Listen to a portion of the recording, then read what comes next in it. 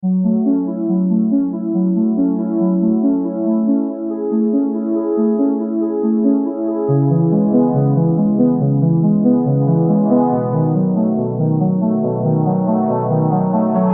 todos, estamos aquí en conversación con la doctora Susana Andrade, ecuatoriana. Ella es doctora en antropología por la Escuela de Altos Estudios de París y trabaja en la Universidad Católica de Ecuador, ¿no? Ella se ha especializado en trabajo desde hace muchos años con población indígena en el Chimborazo, que es una de las provincias de Ecuador con más proporción de población indígena. Hemos hablado del 60-70%. Más, 80.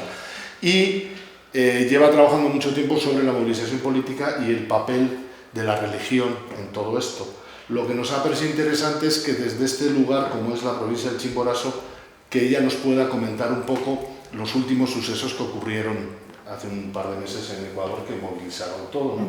Y la idea es cómo, conociendo la historia de la CONAIE, cómo desde los años 90 esta macroorganización o coordinadora indígena de Ecuador ha tenido varios momentos de levantamientos, ¿no? Pues desde el 90 y luego en los 2000, y este es uno más, pero quisiéramos entenderlo desde esa lógica un poco histórica.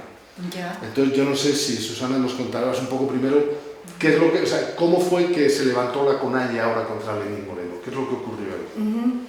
Bueno, mira, la gota que rebasó el agua fue un decreto del alza del diésel y de la gasolina. ¿Ya? Eso fue un decreto 889, creo que es 883, 888. Este decreto fue lo que produjo la movilización.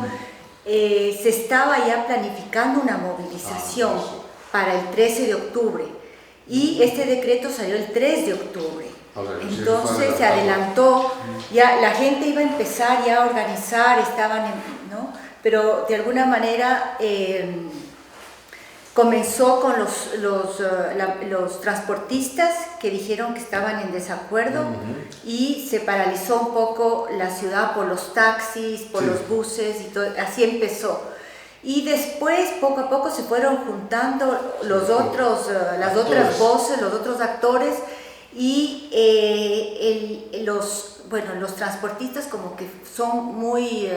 se les puede comprar rápido. El gobierno negoció con los taxistas y los transportistas del transporte pesado, y a los 2 días ya arreglaron y empezó como que no iba a pasar nada. Pero tomaron las riendas el movimiento indígena, que empezaba un poco con improvisaciones porque no estaban preparados.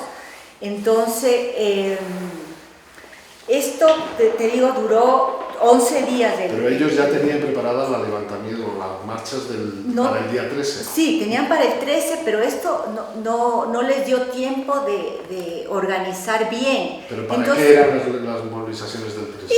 Era porque no había habido un diálogo con el gobierno, ¿no? Y este presidente está 1 año en el poder, un poco más de 1 año, y les había prometido que una serie de cosas, ¿no? Habían ya hablado antes, por ejemplo, temas sobre minería, no más minería en el país, no más minería en las zonas selváticas. Todos les había dicho que sí, que no más minería, igual lo de las empresas petroleras, que no se iba a abrir la frontera petrolera. Entonces, una serie de acuerdos, pero unos acuerdos que nunca se cumplieron en 1 año. Entonces la gente estaba ya enojada de que les hayan tomado el pelo, de que hayan acordado que la cuestión de ¿cómo se dice? Las inversiones petroleras se abrieron, lo mismo las mineras, o sea que no se respetó nada de un acuerdo anterior. Entonces había todo esto, había este desgaste. Y bueno, sucedió lo del decreto del alza de la gasolina, y el gobierno no entendió que iba a tener una reacción tan fuerte, ¿no? Porque decían, bueno, no es tanto tampoco la subida, ¿no? Bueno, del diésel sí, era más, pero de la gasolina eran como 30 centavos de Sí, dólar. Algo pero así. eso fue lo que hizo rebalsar. Eso fue lo que hizo porque la gente sabe que si se sube la gasolina van a No, subir el transporte y todo lo demás, a pesar de que lógicamente si haces un análisis racional no tendría por qué ser así. Pero sí, sí. Entonces el gobierno dijo, bueno, vamos a subir un poco el pasaje, pero no va a ser mucho, van a ser 5 centavos de dólar, ¿no? Una economía dolarizada. Claro, sí. Pero eso no se respeta, los comerciantes van a subir, y para la gente y para la situación de pobreza en la que viven, era muy significativo el que suban los alimentos, que suba el pasaje y que suba todo lo demás, así que la reacción fue visceral. Algo mucho más, o sea, nosotros desde fuera hemos visto que era la CONAIE y el movimiento indígena, pero fue algo mucho más amplio. Sí, fue mucho más amplio, de alguna manera en el transcurso de los días, la CONAIE tomó las riendas, tomó el control de esto, pero tampoco era que estaba planificado eso. Fue todo así, espontáneo, y lo interesante de este movimiento fue que los líderes tradicionales no estuvieron presentes. Esto fue un movimiento de jóvenes, ¿no? De jóvenes indígenas, no solamente de la CONAIE, ojo, también hubo otras organizaciones indígenas que no están dentro de la CONAIE. La CONAIE es una organización que agrupa a otras organizaciones regionales, segundo grado, pero hay otras, por ejemplo, la FEINE, que es una organización indígena evangélica de tinta religiosa. Ellos también se sumaron. Después está la FENOCIN. No son tan importantes como la CONAIE, pero sí. Sí se sumaron. Sí se sumaron y todos se juntaron. La FEINE, la CONAIE, la FENOCIN. Y después la sociedad civil, las mujeres, movimientos feministas, estudiantes, trabajadores, sindicatos, o sea, fue creciendo y de alguna manera la CONAIE asumió las riendas de esto y sobre todo la imagen, ¿no?, de que ellos estaban a cargo.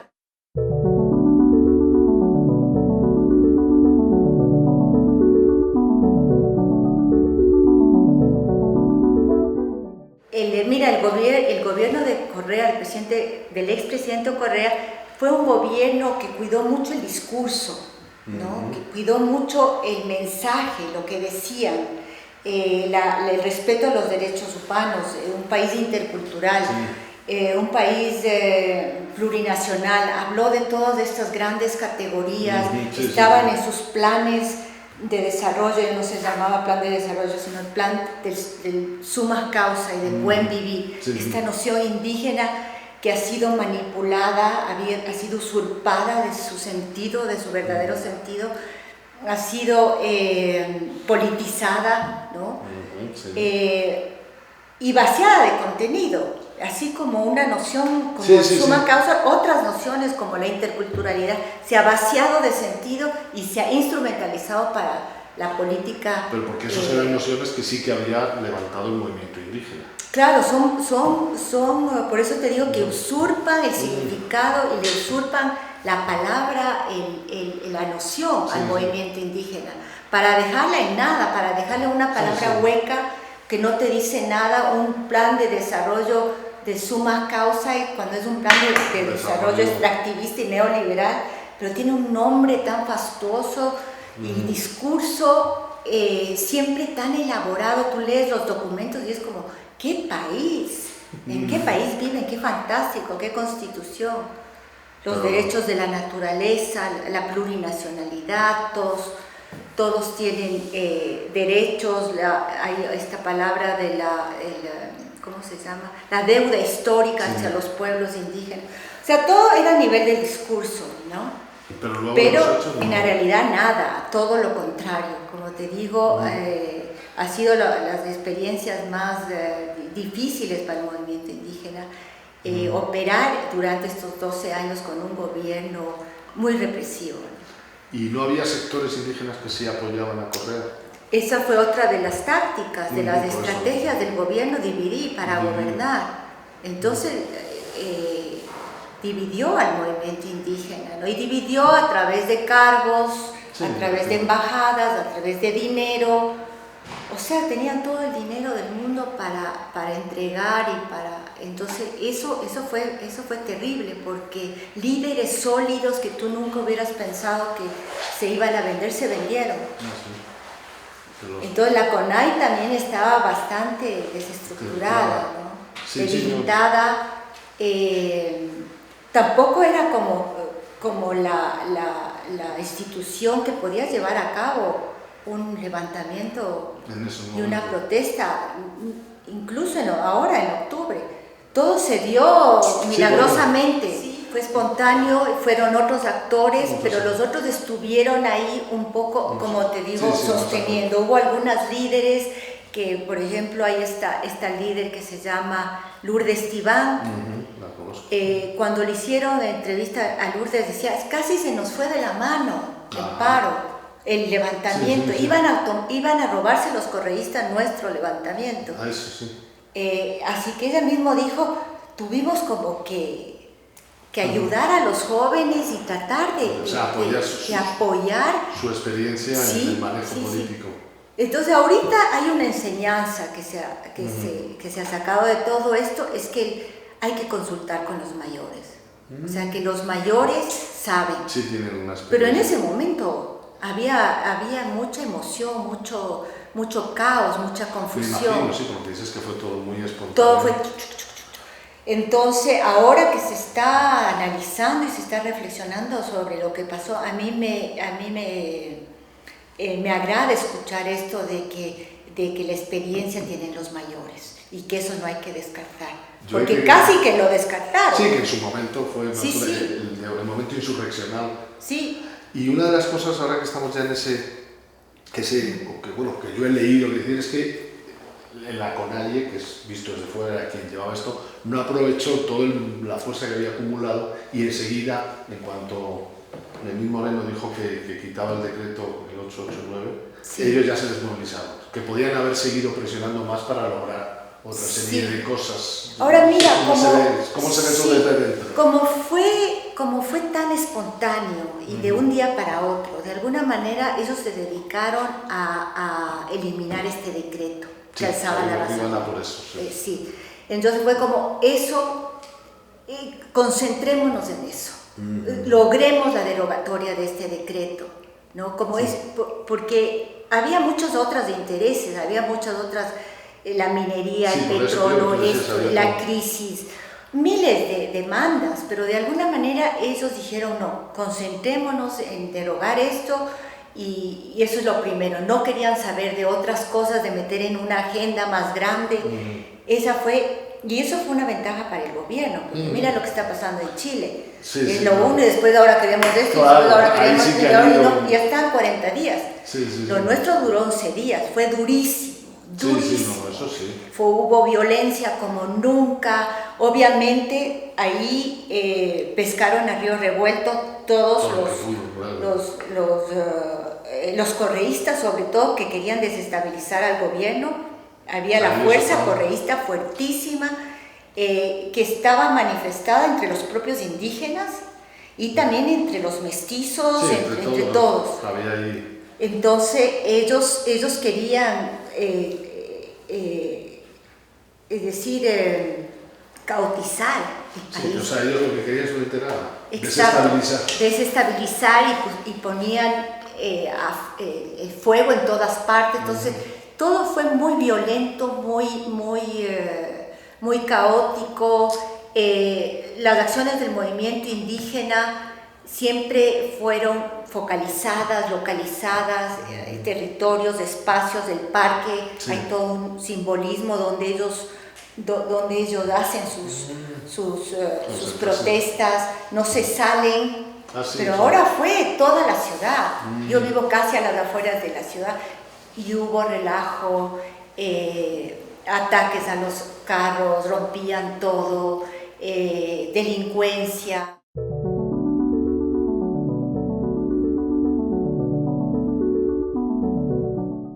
Yo veo que hubo mucha madurez en el caso ecuatoriano, en relación al chileno, en relación al colombiano, en relación al boliviano. Nosotros, como alguien decía, no fuimos la luz de América, porque siempre Quito la luz de América, Ecuador la luz de América, fuimos la mecha de América. Sí, la mecha, exactamente. Fue la mecha. Pero hubo madurez en el sentido, bueno, ya este decreto, pero no sigamos, porque al ritmo que se vivió, si seguíamos, nos matábamos unos contra otros. Entonces hubo como la inteligencia de decir basta, ¿no? Ya conseguimos esto, y bueno, ya habrá otras marchas y se podrá conseguir otras cosas. Pero ese momento fue muy duro, esos 11 días todos vivimos aterrorizados. Ya la violencia sin causa, sin razón, todo el mundo estaba, yo tengo estudiantes que entraron en toda esta dinámica del vandalismo. Yo decía, ¿cómo pueden ser? Si son unos santos. Sí, pero por eso... Pero el rato del rato te transformas, o sea, el rato del rato, por ejemplo, el tema de los medios de comunicación, eso molestó mucho, la desinformación que había, los jóvenes estaban descontentos, que no se mostraba lo que estaba pasando, si no se mostraba que no pasaba mucho, que no existía, entonces... ¿no? Había muerto, había herido, de eso no se veía mucho porque tampoco se quería entrar en una ola de pánico, ¿no? Pero ves, para los jóvenes eran indignados de que las cámaras estaban en el parque y no estaban en los muertos y no estaban en la agresión de la policía, ¿no? Y después, porque claro, como precisamente por lo que dices ahora también, las noticias van así. Y ya en el resto de América Latina no sabemos qué pasó con Ecuador. ¿Qué ha pasado con el gobierno de Lenín Moreno? Mira, ¿qué consecuencias prácticas tuvo todo este levantamiento? ¿Qué ha pasado con los correístas? Sí, bueno, a los correístas se les aguó la fiesta, porque ellos ya hablaban del otro gobierno, llamar a elecciones. La Constitución dice que hay cómo, que hicimos nosotros enmiendas para sacar al presidente que no se porta bien, está todo preparado, o sea... ¿no? Ellos ya veían que... Ya veían otro escenario. Ahora, ellos están en la Embajada de México, refugiados. Sí, mexicanos les acogen a todos. Sí, México tiene esa... Así que no sé si ya llegaron acá, pero los correístas salieron, los líderes, los dirigentes, los mentalizadores salieron, pero no les resultó para nada. Yo considero que la decisión del gobierno estuvo muy bien. Decir, bueno, ustedes quieren la derogatoria, derogamos. Y fue rápido, no sé, bueno, 11 días, pero ellos aceptaron eso. Fue muy criticado la debilidad de no sé qué, de no sé cuánto, del presidente, pero yo creo que eso de no sacrificar más vidas y más ¿no? de jóvenes, y fue una buena decisión. Ahora fue una decisión un poco al apuro, como diciendo, ya, bueno, tengan lo que ustedes quieran, pero tampoco ha habido una comprensión, ¿no? De que se resolvió una solución inmediata, como que ya para parar esto, pero de ahí no ha habido una continuidad. O sea, no ha habido... de comprender, de entrar, de hablar con ellos. Entonces les desprestigian, les humillan a los dirigentes, porque los dirigentes también se han empoderado y se sienten importantísimos, o sea, sienten que el poder que ellos tienen de haber logrado esto. Entonces ahora está que hablan por todos lados, son famosos, les entrevistan, y dicen lo que les da la gana, ¿no? Entonces, orgánicamente. Entonces el gobierno está enojado con estos dirigentes que están diciendo, bueno, si no nos dan otra cosa, otra vez vamos a ir a otro paro, que amenazan, o sea, digamos, entonces la sensación es un poco de que no se ha acabado de resolver. No se ha acabado. Es una situación bastante... Exacto, yo lo que siento es que el gobierno se está arriesgando, no puede judicializarles a estos dirigentes, porque bueno, era como una especie de guerra. obviamente que hicieron vandalismo y todo, entonces no se les puede judicializar a los dirigentes, en este caso dirigentes indígenas, porque eso va a traer muchos problemas. Pero ya les tienen amenazados, ya les están llamando la fiscalía. Pues sí, o sea, que sí que han iniciado procesos. Sí, pero eso es absurdo, eso es no hay una comprensión a que no hubo más, que no fue peor y que ahora podrían sentarse y realmente comunicarse y hablar ya en paz. ¿Y el movimiento indígena cómo ha salido de esto? Porque tú, o sea, tenemos un movimiento que fue crucial al principio de los 2000, fue uno de los factores que puso a Correa ahí, pues o sea, Correa con toda la Constitución, todo el discurso como tú acabas de decir, pero luego como que la criminalización les deja abajo, ahora vuelven a salir, ahora mismo ¿cómo está? Bueno, está fuerte. Está fuerte, sí. ¿Y se ha producido algún tipo de relevo generacional, como dices? Sí, absolutamente. En el caso de Chimborazo yo estoy impresionada, hay una mujer líder de 35 años, Carmen Tipul. Una mujer, 35 años, imagínate. Ahora, lo interesante del caso de Chimborazo es que cuando conversamos con Carmen, ella destacó el hecho de que el manejo dirigencial exitoso fue no permitir violencia. Porque muchas ciudades tomaron las gobernaciones, ¿no? Como una toma simbólica del poder.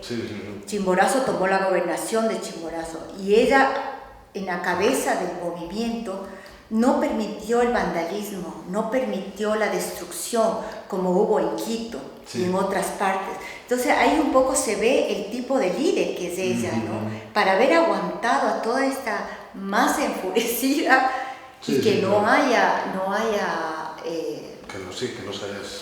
muertos, no haya destrucción, ¿no? Ellos ocuparon esa gobernación por más de 6 días y entregaron todo perfecto, como ve, aquí está su gobernación, y ahora le han puesto un juicio a ella. También, a pesar de eso. A pesar de eso. Cuando ella entregó las llaves a la gobernadora, dijo, vea, le dejo todo bien, ahí hay un vidrio chiquito que se rompió, pero no, nada.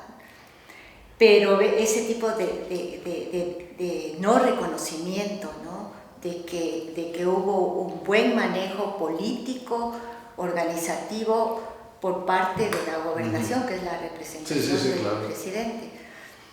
Ese tipo de cosas no gustan, no. O sea, por lo que cuentas, como te decía, el episodio no se ha cerrado del todo. Dijimos, o sea, fueron la mecha de América, pero ahí sigue el potencial, no sabemos qué va a pasar. Sí, ahora otro punto que explica mucho de esta, ¿cómo se diría?, esta incomunicación que hay entre el movimiento indígena, el gobierno, es el desconocimiento, ¿no? El desconocimiento de la cultura indígena, el desconocimiento de sus códigos, de su humor. Pero a estas alturas ese desconocimiento es, o sea, digamos, podrían tenerlo, porque presencia política ha habido en los últimos años, no sé. O sea, es más una actitud.